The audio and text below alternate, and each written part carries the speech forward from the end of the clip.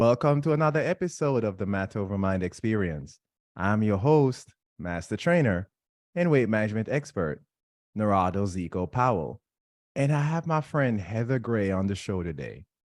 Lyme, mold, and autoimmune functional practitioner. So it's a good giveaway. You know what we're going to talk about, right? Mostly Lyme disease. We're going to talk about what is Lyme disease, how it's connected to autoimmunity, and a whole lot more. And of course, your boy doesn't disappoint. I have a hack of the episode. How does food play a role in managing or possibly healing Lyme disease? Let me say it again. How does food possibly play a role in managing and healing Lyme disease? And with that being said, let's welcome Heather to the show. Hey, Heather, how you doing today? I'm doing great. How you doing? I'm doing excellent. I can't wait for you to talk about this. Let my audience know about yourself. Hey, thanks. Yeah, I'm a functional diagnostic nutrition practitioner. I know it's a mouthful. And I'm a bioenergetic practitioner.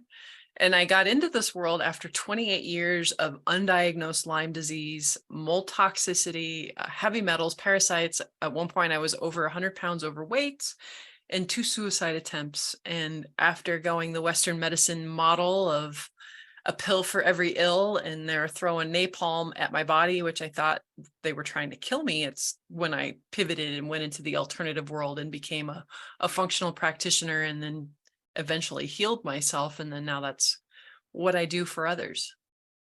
You can't just blow over, almost kill yourself, and expect me to not ask about this. So tell I my am an audience more open about that. book. Whatever you want to dig in deeper, there's lots of stuff. Trust me.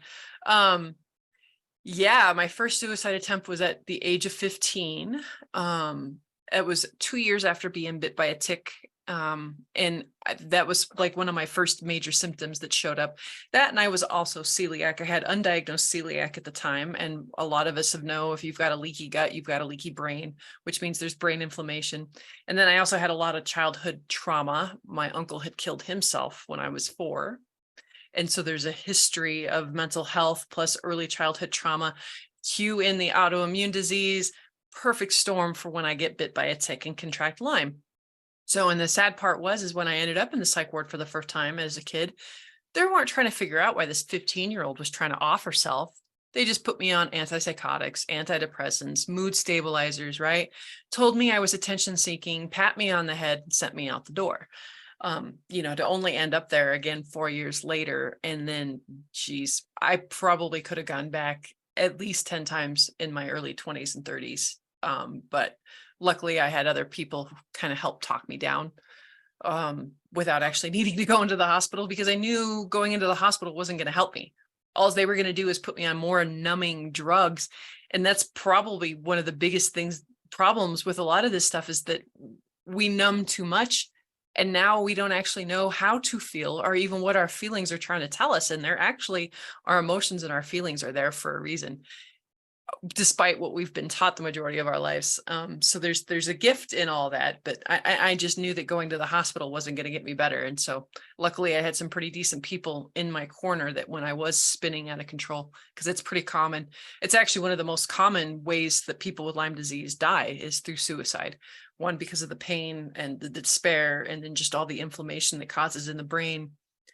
There's no hope. It's dark. I've been doing this thing now for what, 2.5 years, right?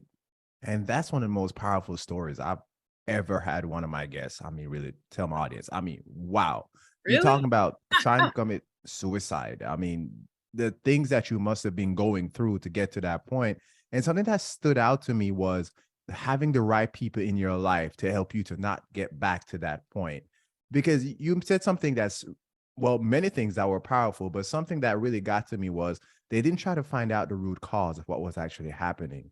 It was, okay, let's just give her these medications and pat her on the head and send her on her merry way, not realizing may come back. That's how we treat our emotions. That's how we treat our physical body. That's how we treat our brain, which is why many of us end up with struggles. The reason why this show is called the Matter Over Mind Experience is because you can't you can't meditate your problems away, right? You have to make physical changes which is going to help your body. Like I said, if you have a leaky gut, you have a leaky brain. So you have to make physical changes to get healthier, to have more energy, to live a fuller life. You have to do those things. So thank you so much. I know it's not easy to be vulnerable and that to open up to my audience, to open up to myself. So again, thank you so much. That was absolutely, that was, I don't have the words. I have no problem, because if one person can hear or feel themselves in my story and feel validated, feel understood, and don't feel alone, and can give them hope, then it's worth all the bullshit that I've been through. You know, actually, my brother just got out of the hospital for a suicide attempt 4 days ago. He's probably one of the worst alcoholics I've ever met in my life, and he relapsed. You know, and there's this darkness, you know, in our family line. And you know, I have fought tooth and nail to kind of get where I'm at. And then there's folks, I still haven't gotten him to change the way he eats. Right. And if I've been diagnosed celiac, my kid was diagnosed celiac, freaking don't tell me that he doesn't also have that as well. Like, he's my brother. It's in our genes, right? Like there's different things at play that I know, even being an addict, that he could do so much better if he laid down some of this this foundational stuff, which is what I do with folks. And so, yeah, I mean, the mind over, you can't meditate your way. You have to do some physical things. They're all pieces to the puzzle. They all have to be addressed. And that's, I think, my biggest pet peeve with, like, you know, toxic spirituality, right? Of toxic positivity. You know, it used to piss me off, but then there's some truth to it, right? You have to focus on the mindset. You've got to look at things differently with the diet, with the exercise, with the, you know, lowering your toxic burden. They're all working together, and it's not one thing that's gonna get you better and stay better. It's looking at the whole picture, mind, body, spirit. And then you said that, I think you said the number one reason why most people die who have Lyme disease die is suicide. You said it's the number one reason or one of the top reasons? One of the top reasons. When I was undiagnosed and didn't know what the hell was going on, even after I started some treatment, shit, at one point, I think I can remember thinking about offing myself anywhere from 10 to 30 times a day. Like, wrap your brain around that. Like, I'd be driving down the street and I'd look at a pole and be like, it'd be really easy just to, you know, or I, like, all day long, I'd look at a knife. It'd be really easy. Like, so many things, because when your brain is inflamed, it's hard to think logically, right? So people used to get was quite reactive behind the wheel of a car. Like, my freaking road rage was unreal. And people were like, oh, just count to 10, or, oh, just take deep breaths, or, oh, you don't realize is that there was no buffer for me, because my brain was so inflamed that there was no margin for breath. Right now that I've gotten better, I actually have a filter.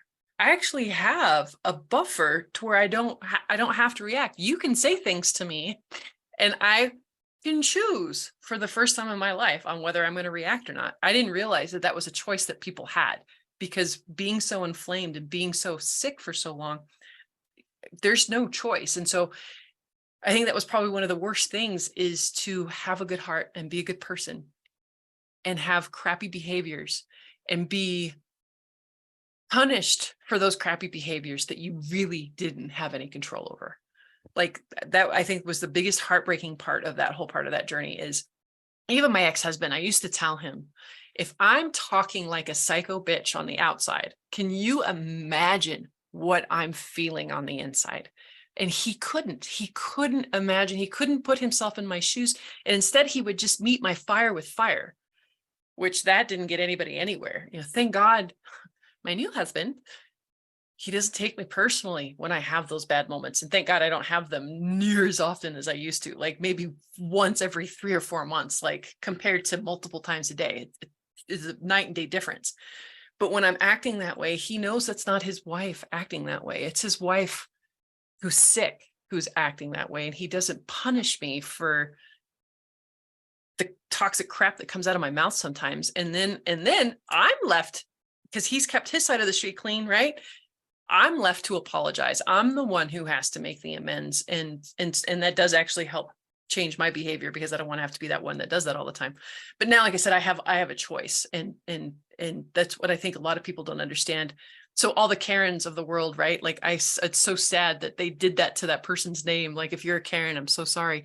But we can all we can all laugh at that because we all know what they're talking about, right? And so I can't help but think that Karens are just inflamed, not very well people, because healthy people don't act that way, right? Yes, exactly. And something I was thinking about as we were talking, I was like about how where you are now versus where you were before, and how you're able to take in information and not react or not be as reactive as you were before. If we're gonna be friends, that's a requirement. Okay, because I'm guaranteed to say some things that are gonna piss you off. So just all my friends know that. So just accept that and move on, right? Luckily you're I think you're in Colorado. I'm in Florida, so you can't hit me from over there. So I'll just take that. But seriously, let's talk a little bit more about Lyme disease. So what exactly is it? It is a spiral-shaped bacteria. It's called a spirochete, and it can actually invade any tissue, any organ, any system in the body, and systematically start shutting things down. It can shut down your immune system. That's why chronic Lyme disease is so hard to diagnose. And chronic Lyme didn't even become a recognized thing in the medical industry until like a year or two ago. And that's what I had. I had it for 28 years, but it wasn't recognized. So I'd go to a doctor and they'd be like, sorry, I don't recognize chronic Lyme disease, and I wouldn't get treated. But so, and it comes with co-infections, typically other viruses, bacteria, parasites, protozoa. So they call it nature's dirty needle, right? Because it'll suck on different animals, and then it'll come and feed on you, and then it'll that whole concoction gets in you, and there you have it. But it's not only just spread from ticks, it's also from mosquitoes. It can come from fleas, it can come from bed bugs. It can be sexually transmitted, and it can be transmitted in utero. So that was the biggest fear of mine when I was pregnant, because I didn't get diagnosed till my kid was 9. And he was showing some health issues from a very early age. I think his was mostly related to celiac. I actually don't think I passed it along to him. But it scared the crap out of me as a mom for a long time, thinking that I had, infected my kid with this disease. But yeah. To the average person listening to this who hasn't been diagnosed or may not have Lyme disease, it sounds scary because it sounds like it can come from anywhere, right? It is. And, I think that's where it doesn't have to be scary, right? I don't ever want this to be like fear mongering. I imagine the majority of the people on your show, including yourself, we're all talking about how to lay down healthy foundations to keep us healthy. And if your immune system is working properly, we have actually coexisted with Lyme disease for thousands of years. They found it in the Italian Alps. They found a mummy that was preserved like 5,000 years ago, and found he had infected with Lyme. But most people, so we've coexisted with this bacteria for a really long time. But there's things like EMFs, toxins in our water, in our air, in our food. There's high stress. There's trauma in our nervous system. There's pharmaceuticals, vaccines, all the crap, right? That human beings, we've gotten so far off track of how we're supposed to live as humans that's why these autoimmune diseases are on the rise. It's why cancer's on the rise, diabetes is on the rise, obesity is on the rise. Is because we're not living in accordance to nature anymore, and nature is pushing back. And it's no different with Lyme disease. So I don't want this to be scary. It's more of an awareness. But if you're taking care of yourself and you're keeping a low inflammatory diet down, if you're managing your stress, if you're lowering your toxic burden in your lifestyle and in your body, like your body, even now. So I had it for 28 years. There's no way to eradicate this from my body at this point in life. Now, all I do is manage symptoms, and I keep myself healthy. I haven't had a relapse in over 2 years because I've kept myself. And that was even after getting sick with COVID. That was after one sinus infection, So I still get sick, but I don't worry about the Lyme anymore because I know my body can handle it. When you start worrying about it as if, you're up drinking late and your stress is high and you're eating crappy food, then it's going to be like any other boogeyman out there, right? Whether it's COVID or if it's Lyme or if it's whatever the next thing that comes down the pike is, right? But if you're taking care of yourself properly from the get-go, your body can keep it in check for the most part. So I never told you this, but I'm Superman, so I don't get scared. I'm not scared of anything, right? Unless you have kryptonite somewhere. Maybe Lyme disease is my kryptonite. Who knows? But I actually got diagnosed with COVID. Caught COVID. I was it December of last year, and I realized that I'm actually not Superman. So it kind of hurt my feelings a little bit. But yeah, you're right. It doesn't have to sound scary because we can only control what we can control. And a big thing that you said too is that, we're human beings, we're animals. Animals are supposed to connect with nature. And I talk about me living in Florida, and there are people in Florida who don't like to go outside. You need vitamin D from the sun. You need to connect with other animals. You need to Put sometimes the now feet on but the ground. put your feet on the ground, grounding. That's what we call it. In Jamaica, I used to run around barefoot. I grew up in Jamaica. It's not because I couldn't afford shoes, but because as kids we used to play barefoot all the time and run around in the grass and stuff, right? But and now we call it what? Earthing, or we call it grounding or whatever. But we did that naturally as kids. So, animals need to communicate with nature, and we have to realize that. And if you're trying to improve your health, that's one of the biggest things that you really need to add to your routine, And then, of course, we talk about meditation, and we're going to get into some stuff with food and all that stuff as we get later on into the episode. But I have a question for you, and you brought this up many times. And we're talking about autoimmune disease, because when you have one autoimmune disease, you're more likely to have another, right? So we know that. But make the actual connection between Lyme disease and autoimmune disease. So autoimmune is, so like, yeah, I had 3 autoimmune diseases on top of Lyme. I had Hashimoto's, endometriosis, and celiac. I have since reversed 2 out of the 3. Celiac, I'm not so sure you can reverse, or if you can, I just haven't figured that way out yet, but I'm always looking.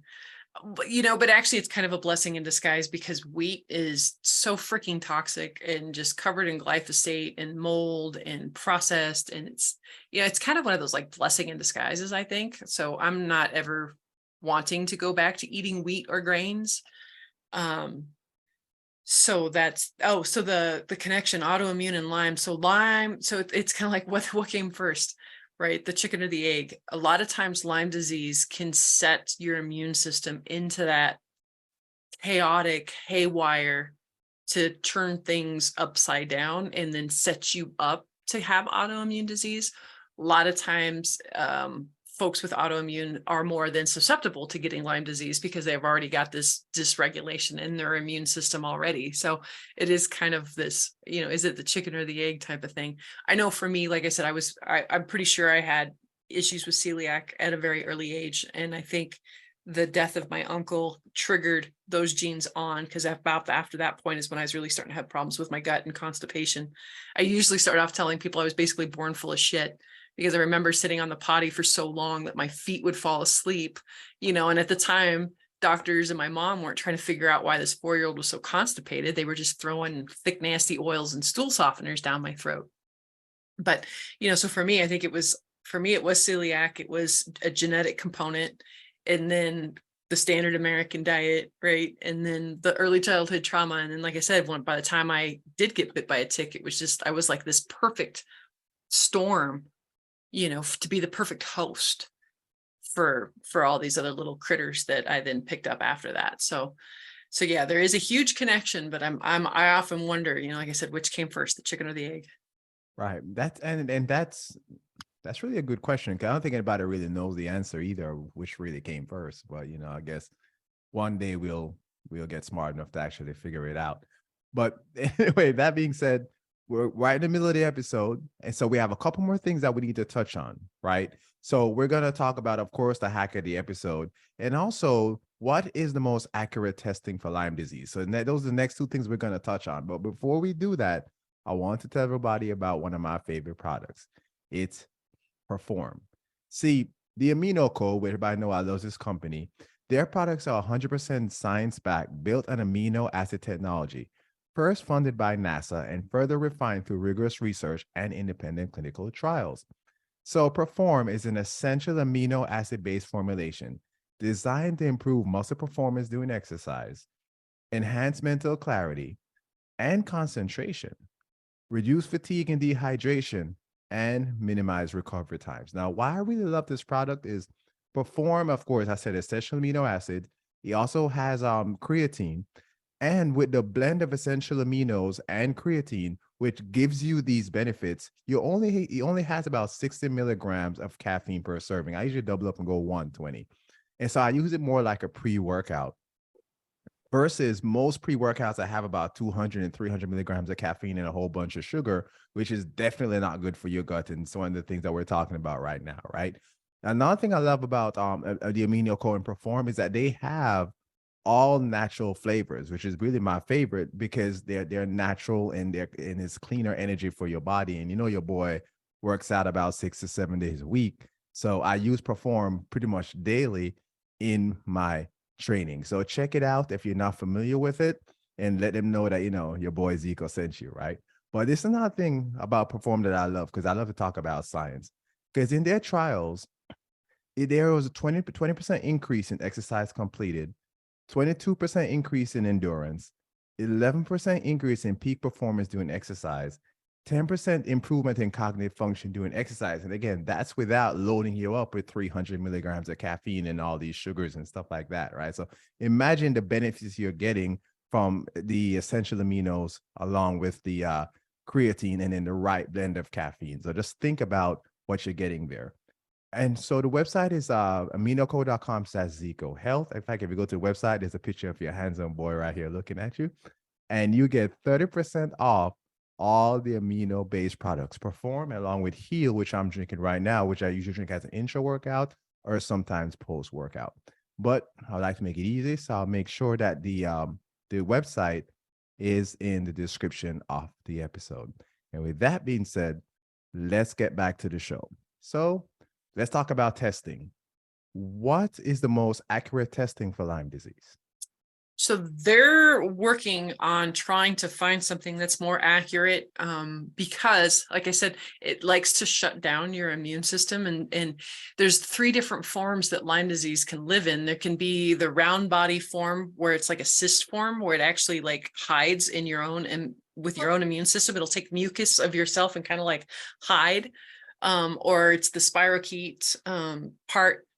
But so because it can change shape, and because it can shut down your immune system, it can be really hard to get accurate testing.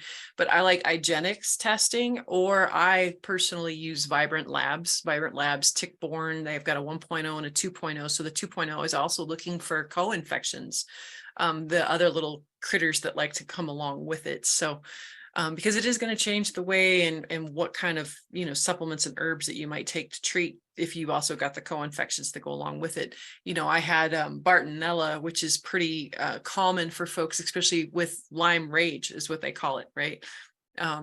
So not only was my brain inflamed, but I actually had this critter that was like known to cause rage type symptoms. So it's no wonder that my Lyme rage was so bad. My road rage, I meant, was so bad, and that there was no buffer there. But like I said, I really like IGeneX and Vibrant Wellness. Now this has me thinking because if you just talked about testing and what are some of the most accurate testing for Lyme disease, right? But then at what point should someone think about getting tested for Lyme disease? Yeah, that's a great question. You know, a lot of times I use a Cellcore's intake form, and then Dr. Horowitz has an intake form that are both beautiful about helping me tease out on whether it's Lyme or co-infections or mold or heavy metals or parasites or SIBO, like ridiculously accurate. You know, so folks, if they've been sick for a long time and they just have to have an answer, they want to see it, then, you know, I'll go the testing route. But for the most part, I go by symptoms, I go by medical history, and I go by these intake forms. And I'm not running a whole lot of labs, to be quite honest with you. I'm working with people without the labs because these intake forms have just been so spot on. Okay, so what I'm hearing then is if someone's been sick for like basically, I guess we'll call it the mystery sickness, you don't really know what it is. It wouldn't hurt to get tested for Lyme. And in your case, you may not have to run labs. You really look at their entire scenario to figure out what it may, if it may be Lyme or something else, right? Correct. Yep, absolutely. Awesome. And with that being said, we're up to the hack of the episode, everyone. We're gonna talk about food. You know your boy loves to eat. So let's talk about how we can use food to manage or possibly heal Lyme disease. Absolutely. It was so sad because like I'm a huge Cellcore fan as far as my protocols go. There's a couple different companies that I work with, but Cellcore is the main. And somebody had gone through the full 9-month protocol and they're like, I still feel like crap. And I was like, what do you eat? And she's like, oh, normal stuff, pizza, pasta, blah, blah, blah, blah, blah. And I thought my head was going to explode because I'm like, what practitioner put you on this protocol and didn't talk to you about your diet? Like, oh, yeah, pissed me off. It always pisses me off when practitioners aren't talking to their folks about what they're eating, because that is the ultimate biohack. If you can't work your way out of a bad diet, you can't supplement your way out of a bad diet. Like, do not pass go, do not collect $200. You need to get the diet dialed in. And it's a low, anti-inflammatory type diet. I usually do food sensitivity testing minus, grains, dairy, and corn. And dairy for some folks, depending on their genetics and depending on if it's raw dairy or not. I don't think anybody should really be eating the conventional dairy. It's that's a whole nother story on what happened there and why so many people are lactose intolerant. But raw dairy, if you've got the genetics to deal with it, I do not. Most celiacs don't. That's why gluten-free, dairy-free kind of go hand in hand. It's because it cross-reacts a lot. So even when I eat dairy, my body thinks that it's wheat, and it'll act like I had wheat, even though I didn't have wheat. And then a lot of times, then it'll turn around into an autoimmune disease and start attacking your thyroid, because your thyroid tissue looks a lot like wheat tissue. So it's crazy. But yeah, so definitely no corn, no grains, lower your alcohol, get rid of sugar, get rid of processed foods, get back to a whole base diet. I've been playing a lot around with carnivore lately, and I never in a million years did I think that I would like ever try this diet. And then one of the founders of Cellcore actually put on a really convincing webinar on some of the health benefits of carnivore, and they're like, if you think about it, plants are trying to kill us. Animals, their way of defense is to run away. A plant can't run away. So it produces its own pesticides, right? In the form of histamines, lectins, and oxalates. And really the only part of a plant that it wants us to eat, if you think about it, is the fruit, right? It's its seed dispersal system. It says, here, don't touch me, but you can have this. And so I've cut back quite a bit amount of veggies that I've been eating lately and been more carnivore. And I haven't noticed a whole lot of weight loss, but man, my energy level, my brain, my pain level has gone way down. Like, it's just a really great anti-inflammatory type diet. You just touched on one of my favorite topics. I've is the carnivore diet. The coupled with, you can't really talk about a carnivore diet without the keto diet.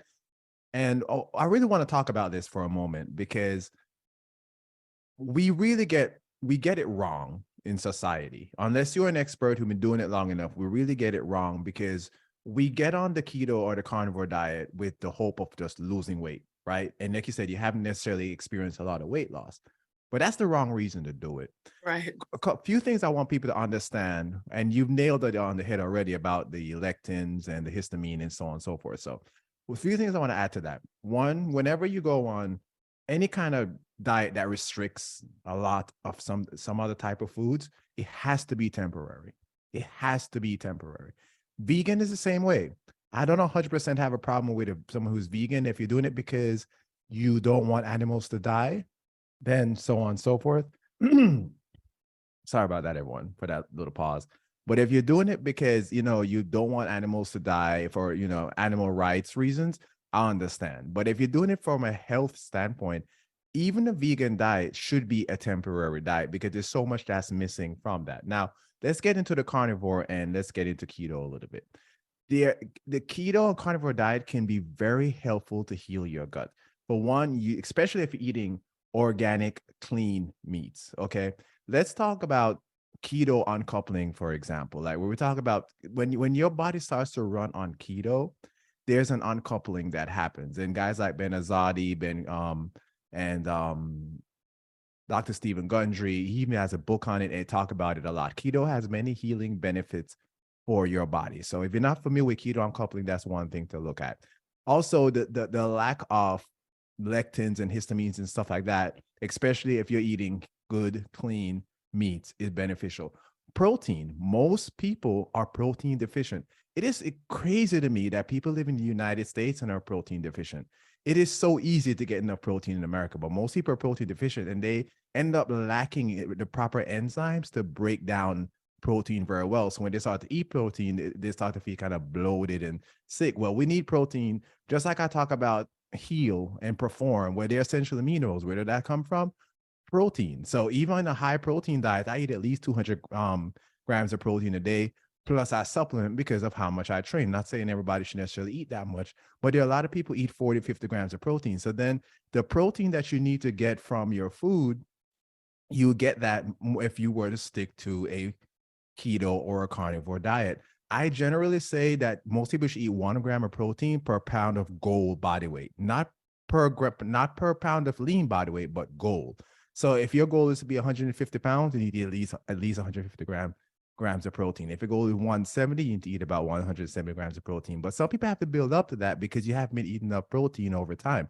And I have an entire article on the carnivore diet, so I'm not gonna get way too much further into that. But the big things I want people to understand is you have to think of it as something temporary that can be beneficial for your health and something that you can rotate to heal. Just like you, detoxing is not something you do every day. But if you spend a period of time and you detox, even though the keto or the carnivore diet may be a little bit longer than that, right? So keep that mentality and understand that the benefits that from your body running on keto and keto uncoupling can really have for your health. I don't necessarily think that eating a salad with a little bit of meat is the healthiest thing in the world, unless you're doing that for a specific time in your life for a specific goal, because that may be temporary and you want to increase your veggies for a while, which that is within itself. So that's just like a stick in my craw when it comes to those diets. And if you're ever thinking about going on keto, going on carnivore, please, please, please, please speak to a nutritionist or a dietitian who can really help you and guide you, because there's some people who I don't think should jump into a diet like that, especially, we're talking about people like, for example, who may have fatty liver disease and stuff like that. Eating a lot more fat may not be the best thing for you. So you really want to speak to someone who is an expert, who is licensed and can help you with it, but there can be many benefits for you. So thanks so much for listening to my little rant there, but I just want to kind of get that over to my audience. And with that being said, Heather, tell my audience, how can they learn more about your work? Yeah, absolutely. So they can find me on the lymeboss.com. That's LYME boss.com. I have a free cooking video series. It's called Real Cooking for Real Life. It's more on the paleo side, but it's teaching you how to make delicious, healthy, well-rounded meals in 20 minutes or less. So taking the argument out of, well, I don't know how to cook, it doesn't actually take a lot. I think a lot of people just don't realize, because they've not been in the kitchen, they don't realize how easy it can be, so I'm trying to take some of that stigma that you have to be slaving over the stove for hours. I'm like 20 minutes. I use 2 different techniques in the kitchen, and here's this beautiful meal, so hopefully it'll inspire people to start cooking, because really, eating out with all the inflammatory seed oils and getting cross-contamination and not, toxins in your food, really health starts at home, and it starts with cooking real whole food. And tell my audience about your podcast. Yeah, so I've got my own podcast. It's called the Lyme Boss Podcast. Really easy marketing. Yeah, but yeah, you can find that on YouTube and Anchor. I have some really amazing guests just talking about all different aspects of alternative health and mindset and, nutrition and everything that everybody needs to know, not just folks with Lyme disease, like folks who really just want to get healthy and stay healthy. It's a great resource. And you just nailed some stuff to at the end that I didn't even bring up. But before you even think about maybe going keto or carnivore or changing your diet or something, may want to just start with the elimination process, right? So getting seed oils out of your diet, going organic, getting stuff that damages your gut out of your diet. Like there's really so much that we need to clean up before we start to think about even changing our diet. We need to start thinking about taking some stuff out of our diet as much as we possibly can, taking artificial flavors out of your diet. Like, there's so much that can be helpful for you before you even go to an extreme route. Because again, using a diet like carnivore, keto, or vegan to heal yourself is best under an expert like my man Ben Azadi. Ben and I have been knowing each other for a while now, or maybe even Heather, or a nutritionist or a dietitian, and so on and so forth, who can help you to get along those routes. So thank you so much, Heather, for being here. That was some fantastic information. I apologize for my rant, but I just want to make sure my audience is clear on certain topics that can really help them. And we're out for the day, fam.